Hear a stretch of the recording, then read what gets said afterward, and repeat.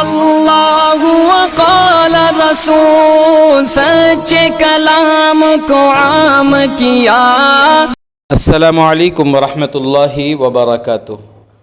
پوچھتے ہیں گوشت کے ساتھ جو ہڈی ہوتی ہے وہ کھانا کیسا ہے؟ یعنی کن کن جانوروں کی ہڈی کھانا جائز ہے اور کن کن جانوروں کی ہڈی کھانا جائز نہیں ہے۔ دوستوں جواب سنیں۔ ہر حلال جانور جو شرعی طور پر ذبح ہوا ہو اس کی ہڈی بھی حلال ہوتی ہے، اس کی ہڈی بھی حلال ہے۔ اب آپ کی مرضی، چاہیں تو آپ گوشت کے ساتھ پکا کر کھائیں یا الگ سے سوپ بنا کر پئیں، اس میں شرعی اعتبار سے کوئی ممانعت نہیں ہے۔ اگر آپ ہڈی چبا سکتے ہیں تو چبا کر کھا لیں، یہ آپ کی مرضی ہے۔ بہرحال مسئلہ یاد رکھیں، ہر حلال جانور میں 7 چیزیں حرام ہوتی ہیں۔